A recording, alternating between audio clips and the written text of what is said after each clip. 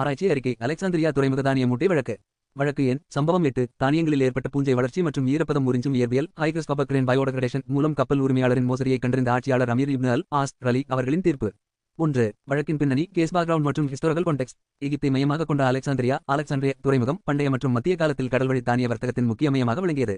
அமீர் இப்னு அல் as ரலி அவர்களின் ஆட்சியின் போது சிரியா மற்றும் அரேபிய தீபகற்பத்திற்கு ஏற்றுமதி செய்வதற்காக ஆயிரக்கணக்கான கோதுமை மற்றும் தானிய மூட்டைகள் கப்பல்கள் மூலம் கொண்டு செல்லப்பட்டன. அவ்வகையில் வர்த்தகர் ஒருவர் கப்பல் உரிமையாளர் உசாமா என்பவரிடம் தனது உயர்தர கோதுமை மூட்டைகளை கடல் வழியாக கொண்டு சேர்க்க ஒப்படைத்தார். இலக்கை அடைந்ததும் தானிய மூட்டைகள் சோதனை செய்யப்பட்டபோது அவற்றுள் பெரும்பாலான தானியங்கள் பூஞ்சை ஃபங்கி பிடித்து அழுகிய நிலையில் துர்நாற்றத்துடன் காணப்பட்டன. கப்பல் உரிமையாளர் உசாமாவின் வாதம் கடல் பயணத்தின் போது எதிர்பாராத விதமாக வீசிய புயல் மற்றும் இயல்பான கடல் காற்று காரணமாக ஏற்பட்ட ஈரப்பதத்தால் தானியங்கள் சேதமடைந்தன என்றும் இதற்கு இயற்கை சீற்றமே காரணம் என்பதால் தான் இழப்பீடு தர முடியாது என்றும் வாதிட்டார். வர்த்தகரின் வாதம் உசாமா வேண்டுமென்றே தானிய மூட்டைகளை முறையற்ற காற்றோட்டமில்லாத மற்றும் கடல் நீர் கசியும் கீழ் அறையில் போல் சேமித்து வைத்ததாகவும் அல்லது வழியிலேயே எடை கூடுவதற்காக தண்ணீரை தெளித்து மோசடி செய்ததாகவும் குற்றம் சாட்டினார். 2. அறிவியல் மற்றும் தடயவியல் முறைகள் ஃபரன்சிக் மற்றும் சயின்டிஃபிக் பிரின்சிபல்ஸ். ஆட்சியாளர் அமீர் இப்னு அல் ஆஸ் ரலி அவர்கள் இருதரப்பு வாய்மொழி சாட்சியங்களை மட்டும் நம்பாமல் தானியங்களின் இயற்பியல் மற்றும் மூலக்கூறு மாற்றங்களை அடிப்படையாக கொண்டு வழக்கை அணுகினார். நீர் உறிஞ்சும் இயற்பியல் ஹைக்ரோஸ்கோபிக் ஈக்விலிபிரியம் மாய்ஸ்டர் டைனாமிக்ஸ். அறிவியல் கோட்பாடு உலர்ந்த தானியங்கள் சுற்றியுள்ள சூழலில் உள்ள ஈரப்பதத்தை உறிஞ்சும் ஹைக்ரோஸ்கோபிக் தன்மை கொண்டவை. தானியம் இயற்கை வளிமண்டல ஈரப்பதத்தை உறிஞ்சும் போது அதன் வெளிப்புற அடுக்குகள் மட்டுமே முதலில் ஈரமடையும்.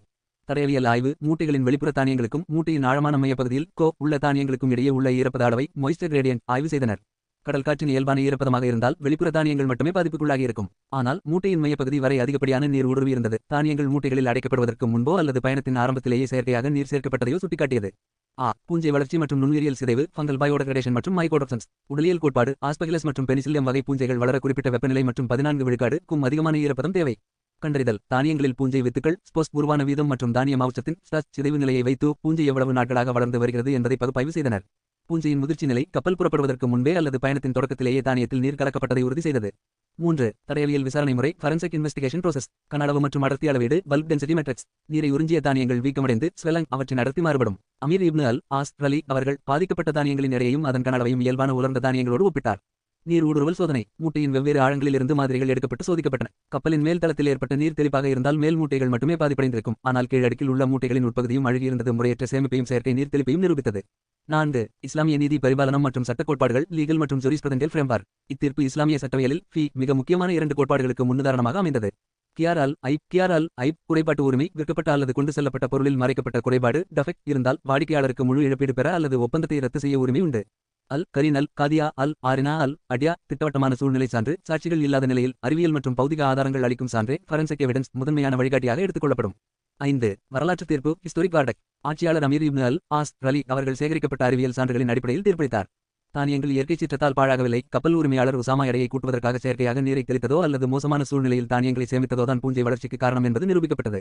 கப்பல் உரிமையாளர் உசாமா வர்த்தகருக்கு ஏற்பட்ட முழு சேதத்திற்கும் தானியங்களின் சந்தை மதிப்பிற்கு இணையான இழப்பீட்டை வழங்க வேண்டும் என உத்தரவிடப்பட்டது. வர்த்தகத்தில் மோசடி செய்ய முயன்றதற்காக கப்பல் உரிமையாளருக்கு அபராதமும் தண்டிப்பும் விதிக்கப்பட்டது. 6. நவீன தடயவியலில் இதன் முக்கியத்துவம் ரெலவன்ஸ் டு மாடர்ன் ஃபரன்சிக்ஸ். நவீன தானிய தடயவியலில் கிரெயின் ஃபரன்சிக்ஸ் அக்ரிகல்ச்சரல் கார்கோ இன்ஸ்பெக்ஷன் பயன்படுத்தப்படும்.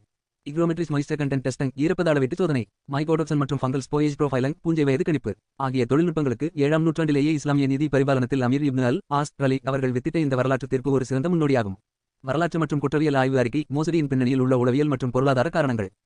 அலெக்சாந்திரியா துறைமுக தானிய மூட்டை வழக்கில் சம்பவம் 8 கப்பல் உரிமையாளர் உசாமா ஏன் இந்த மோசடியை செய்ய வேண்டும், இதனால் அவனுக்கு என்ன லாபம் என்ற வினா எழுந்திருக்கலாம். மத்திய கால கடல் வர்த்தகம் அக்கால பொருளாதார அமைப்புகள் மற்றும் மனித உளவியல் கிரிமினல் சைக்காலஜி மற்றும் ட்ரேட் எகனாமிக்ஸ் ஆகியவற்றை கொண்டு நோக்கும்போது இத்தகைய ஆபத்தான மோசடிகளுக்கு பின்னால் பல கூட்டு பொருளாதார காரணங்கள் இருந்திருப்பதை அறிய முடிகிறது.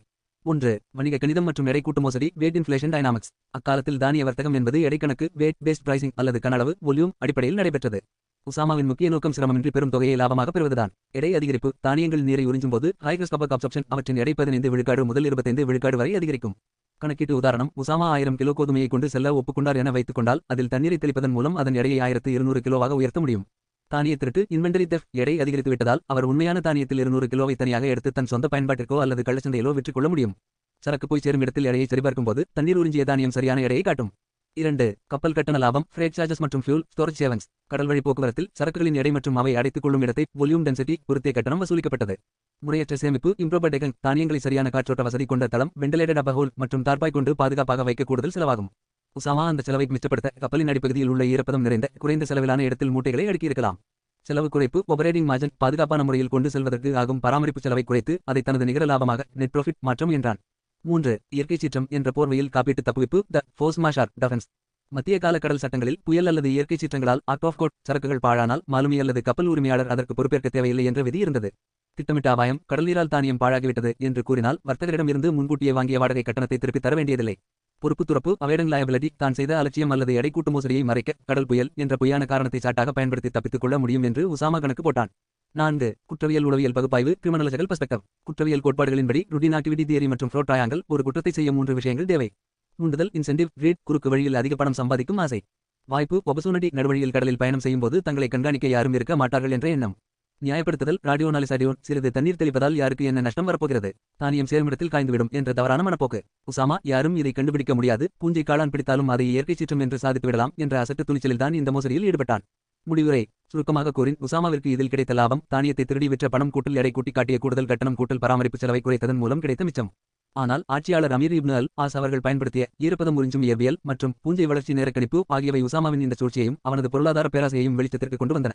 ஆராய்ச்சி அறிக்கை ஈரப்பதம் உறிஞ்சும் இயற்பியல் ஹைக்ரோஸ்கோபிக் பிசிக்ஸ். ஈரப்பதம் உறிஞ்சும் இயற்பியல் இக்ரோசோர்பியோன் பிசிக்ஸ் என்பது ஒரு திடப்பொருள் சோலர் மேட்ரிக்ஸ் தன்னை சுற்றியுள்ள வளிமண்டலத்தில் உள்ள நீராவி வொடவாபோர் மூலக்கூறுகளை உறிஞ்சுவது அல்லது வெளிவிடுவது சார்ந்த பௌதிக கோட்பாடுகளை விளக்கும் இயற்பியல் துறையாகும். 1. அடிப்படை இயற்பியல் கோட்பாடுகள் ஃபண்டமெண்டல் பிசிக்ஸ் பிரின்சிபல்ஸ். ஒரு பொருள் தன் சூழலில் உள்ள ஈரப்பதத்தை உறிஞ்சுவது 2 முக்கிய மூலக்கூறு செயல்பாடுகளின் மூலம் நடைபெறுகிறது.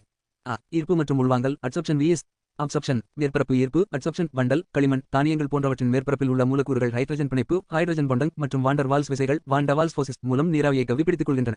உள்வாங்கல் அப்சர்ப்ஷன் திரவநிலை நீர் அல்லது நீராவி மூலக்கூறுகள் பொருளின் ஆழமான உள்ளடக்கிற்கு சென்று அதன் மூலக்கூறு அமைப்போடு மேட்ரிக்ஸ் கலந்து வீக்கமடை செய்யும். 2. ஈரப்பத சமநிலை இயற்பியல் ஈக்விலிபிரியம் மாய்ஸ்சர் கண்டென்ட் EMC. ஒரு பொருளுக்கும் அதை சுற்றியுள்ள வளிமண்டலத்திற்கும் இடையே உள்ள ஈரப்பதம் பரிமாற்றம் எப்போது நின்று நிலைத்தன்மை அடைகிறதோ அப்புள்ளி சமநிலை ஈரப்பதம் ஈக்விலிபிரியம் மாய்ஸ்சர் கண்டென்ட் EMC எனப்படும். இங்கு T என்பது வெப்பநிலை டெம்பரேச்சர் மற்றும் டெக்ஸ்ட் RS என்பது சார்பு ஈரப்பதம் ரிலேட்டிவ் ஹியூமிடிட்டி ஆகும். வளிமண்டல அழுத்தமும் வெப்பநிலையும் மாறும்போது சார்பு ஈரப்பதம் RS அதிகரிக்கும் போது பொருள் காற்றில் உள்ள நீராவியை வேக உறிஞ்சல் அப்சர்ப்ஷன் மூலம் உள்வாங்கி எடையை கூட்டும். வெப்பநிலை அதிகரிக்கும் போது மூலக்கூறுகளின் இயக்க ஆற்றல் கைனடிக் எனர்ஜி அதிகரிப்பதால் பொருளில் உள்ள நீர் ஆவியாகி வெளியேறும் டெசப்ஷன். 3. தானியங்கள் மற்றும் விவசாய பொருட்களில் ஈரப்பதம் உறிஞ்சல் கிரெயின் ஹைக்ரோஸ்காபிசிட்டி. தானிய மூட்டைகள் கோதுமை அரிசி பருப்பு போன்ற கரிமப் பொருட்கள் மிக தீவிரமான ஈரப்பதம் உறிஞ்சும் ஹைக்ரோஸ்காபிக் தன்மையை கொண்டுள்ளன. ஈரப்பதம் ஊடுருவும் தரம் மாய்ஸ்சர் கிரேடியன்ட் பிசிக்ஸ். இயற்கை உறிஞ்சல் தானியங்களை வெளிப்புற காற்றில் வைக்கும் போது வெளிப்புற தானியங்கள் மட்டுமே முதலில் நீராவியை உறிஞ்சும். மூட்டையின் மையப்பகுதி உலர்ந்தே இருக்கும். ஈரப்பதம் கசிவு மற்றும் பூஞ்சை வளர்ச்சி தானியத்தின் ஈரப்பதம் 14 விழுக்காடு முதல் 15 விழுக்காடு வரை தாண்டும் போது அங்கு பூஞ்சை வித்துக்கள் ஃபங்கல் ஸ்போர்ஸ் மற்றும் நச்சுகள் உருவாக சாதகமான பௌதிக வெப்பநிலை உருவாகிறது. 4. நடைமுறை மற்றும் தடயவியல் பயன்பாடுகள் பிராக்டிகல் மற்றும் ஃபாரன்சிக் அப்ளிகேஷன்ஸ். சரக்கு பாதுகாப்பு மற்றும் ஆய்வு கார்கோ ஃபாரன்சிக்ஸ். கடல்வழி போக்குவரத்தில் தானியங்கள் பாழாகும்போது நீர்மூட்டையின் வெளிப்புறத்திலிருந்து ஊடுருவியதா அல்லது எடையை கூட்டுவதற்காக செயற்கையாக சேர்க்கப்பட்டதா என்பதை இந்த ஈரப்பதம் உறிஞ்சும் இயற்பியல் ஹைக்ரோஸ்கோபிக் கிரேடியன்ட் அனாலிசிஸ் மூலமே தடயவியலாளர்கள் கண்டறிகின்றனர். கட்டிடக்கலை மற்றும் மரப்பொருட்கள் வுட் மற்றும் கன்ஸ்ட்ரக்ஷன் மரக்கதவுகள் மற்றும் சிமெண்ட் தளம் ஆகியவை பருவநிலைக்கு ஏற்ப வீங்குவதும் சுருங்குவதும் இந்த ஈரப்பத சமநிலை விதியின் கீழேயே நிகழ்கின்றன. முடிவுரை ஈரப்பதம் உறிஞ்சும் இயற்பியல் என்பது ஒரு பொருளின் நிலைத்தன்மை அதன் கட்டமைப்பு பாதுகாப்பு உணவுப் பொருட்களின் சேமிப்பு காலம் மற்றும் தடயவியல் ஆய்வுகளில் மிக முக்கியமான பௌதிக விதியாகும். ஆராய்ச்சி அறிக்கை பூஞ்சை வளர்ச்சி நேரக்கணிப்பு ஃபங்கல் ஸ்போ மற்றும் க்ரோத் ப்ரொஃபைலிங். பூஞ்சை வளர்ச்சி நேரக்கணிப்பு ஃபாரன்சிக் மைக்காலஜி மற்றும் க்ரோத் ப்ரொஃபைலிங் என்பது ஒரு குறிப்பிட்ட பொருள் அல்லது உணவு பண்டத்தில் பூஞ்சை வித்துக்கள் ஸ்போஸ் முளைத்து பூஞ்சை பிணையமாக மைசீலியம் வளர்ந்து நச்சுகளை மைகோடாக்சன்ஸ் தோற்றுவிக்கும் கால அளவை உயிரியல் மற்றும் சுற்றுச்சூழல் மாறிகளை கொண்டு துல்லியமாக கணிக்கும் அறிவியல் முறையாகும். தடயவியல் ஆய்வுகள் உணவுப் பொருட்கள் பாதுகாப்பு விவசாய சேமிப்பு கிடங்குகள் மற்றும் கடல்வழி வர்த்தக வழக்குகளில் ஒரு குற்றம் அல்லது மோசடி எப்போது எவ்வளவு நாட்களாக நிகழ்ந்தது என்பதை கண்டறிய இத்தொழில்நுட்பம் முதன்மையாக பயன்படுகிறது. 1. பூஞ்சை வளர்ச்சியின் 4 நிலைகள் ஃபேசஸ் ஆஃப் ஃபங்கல் growth. பூஞ்சையின் வளர்ச்சி ஒரே நாளில் திடீரென நிகழ்வதில்லை. அதற்கு சாதகமான வெப்பநிலை மற்றும் ஈரப்பதம் கிடைக்கும்போது அது 4 பிரதான கட்டங்களாக வளர்கிறது. வித்து முளைக்கும் நிலை ஜெர்மினேஷன் ஃபேஸ் 24 முதல் 48 மணி நேரம் நீர் மற்றும் காற்றில் உள்ள ஈரப்பதத்தை உறிஞ்சி வித்துக்கள் வீங்கி மெல்லிய பூஞ்சை குழாய்களை ஜார்ம் டியூப்ஸ் வெளியேற்றுகின்றன. இழை வளர்ச்சி நிலை ஹைஃபல் எக்ஸ்டென்ஷன் 2 முதல் 4 நாட்கள் வித்துக்களிலிருந்து நுண்ணிய இழைகள் ஹைஃபி உருவாகி உணவு மூலக்கூறுகளை செரிமானம் செய்ய தொடங்குகின்றன. காலனி உருவாக்கம் மிசலியல் நெட்வொர்க் 5 முதல் 7 நாட்கள் இழைகள் ஒன்றோடொன்று பிணைந்து படலம் போன்ற அமைப்பாக பரவுகின்றன. இக்கட்டத்தில் தான் பூஞ்சை மனித கண்களுக்கு தெளிவாக தெரிய ஆரம்பிக்கிறது. வித்துருவாக்கம் மற்றும் நச்சுநிலை ஸ்போரலடியோன் மற்றும் மைகோடாக்சன் 7 நாட்களுக்கு மேல் பூஞ்சை முதிர்ச்சியடைந்து புதிய வித்துக்களையும் ஆஃப்லடாக்சன் ஓசாடோயின் போன்ற ஆபத்தான பூஞ்சை நச்சுகளையும் மைகோடாக்சன்ஸ் சுரக்கத் தொடங்குகிறது.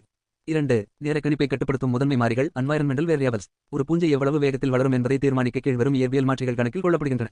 நீரின் செயல்பாடு வொடா ஆக்டிவிட்டி A அடிக்கோடு W. பூஞ்சை வளர குறைந்தபட்சம் A அடிக்கோடு W சமன் 0.65 முதல் 0.85 வரை ஈரப்பதம் தேவை. நீர் நேரடியாக தெளிக்கப்படும் போது A அடிக்கோடு W விட பெரிது 0.90. பூஞ்சையின் வளர்ச்சி வேகம் 3 மடங்கு அதிகரிக்கிறது. சுற்றுச்சூழல் வெப்பநிலை டெம்பரேச்சர் பெரும்பாலான சேமிப்பு கிடங்கு பூஞ்சைகள் ஆஸ்பெகிலஸ் பெனிசிலியம் 20 பாகை செல்சியஸ் முதல் 30 பாகை செல்சியஸ் வெப்பநிலையில் மிக விரைவாக பரவுகின்றன. ஆர வளர்ச்சி வீதம் radial growth rate K அடிக்கோடு R. ஆய்வகத்தில் பூஞ்சை காலனியின் ஆரம் R குறிப்பிட்ட நேரத்தில் எவ்வளவு மில்லிமீட்டர் பரவுகிறது என்பதை கொண்டு அதன் வயதை பின்வரும் சமன்பாட்டின் மூலம் கணக்கிடுவர். 3. தடயவியலில் இதன் பயன்பாடு ஃபாரன்சிக் மைக்காலஜி அப்ளிகேஷன்ஸ். உணவு மற்றும் தானிய மோசடிகளை கண்டறிதல். கடல்வழி பயணங்களில் அல்லது தானிய கிடங்குகளில் தானியங்கள் அழுகும்போது பூஞ்சை எந்த கட்டத்தில் இருக்கிறது என்பதை வைத்து மோசடியை நிரூபிக்கலாம். பூஞ்சை ஆரம்ப வித்து முளைக்கும் நிலையில் மட்டுமே இருந்தால் பாதிப்பு சமீபத்தியது, பயணத்தின் இறுதியில் அல்லது கப்பல் கரையடைந்த பின் நேர்ந்தது. பூஞ்சை முதிர்ந்த நச்சு மற்றும் வித்துருவாக்க நிலையில் இருந்தால் பாதிப்பு பல நாட்களுக்கு முன்பே, பயணம் தொடங்குவதற்கு முன்பே நீர் தெளிக்கப்பட்டதால் ஏற்பட்டது என்பதை துல்லியமாக உறுதிப்படுத்த முடியும். குற்றவியல் ஆய்வுகள். Crime scene post mortem interval. குற்றக்காட்சிகளில் கண்டெடுக்கப்படும் பொருட்கள் அல்லது உடல்களின் மீது வளர்ந்துள்ள பூஞ்சை வகையை சோதித்து இறப்பு அல்லது சம்பவம் நடந்த எத்தனை நாட்கள் அல்லது வாரங்கள் ஆகியிருக்கும் என்பதை கணிக்கும் நுட்பமாகவும் இது பயன்படுகிறது. 4. சுருக்கம். பூஞ்சை வளர்ச்சி நேர கணிப்பு என்பது வெறும் அனுமானம் அல்ல, அது உயிரியல், நுண்ணுயிரியல், மைக்ரோபயாலஜி, வெப்ப இயற்பியல், தார்மோடைனாமிக்ஸ் மற்றும் தரவியல் பகுப்பாய்வு ஃபரென்சிக் அனாலிசிஸ் ஆகியவற்றின் துல்லியமான அறிவியல் சேர்க்கையாகும். அலெக்சாந்திரியா தானிய மூட்டை வழக்கிலும் கூட அமீர் இப்னு அல் ஆஸ் ரலி அவர்கள் தானியங்களின் பூஞ்சை முதிர்ச்சி நிலையை வைத்தே கப்பல் உரிமையாளர் உசாமா புறப்படுவதற்கு முன்பே நீர் தெளித்து மோசடி செய்தான் என்பதை இந்த அறிவியல் கோட்பாட்டின் அடிப்படையிலேயே கண்டறிந்தார்.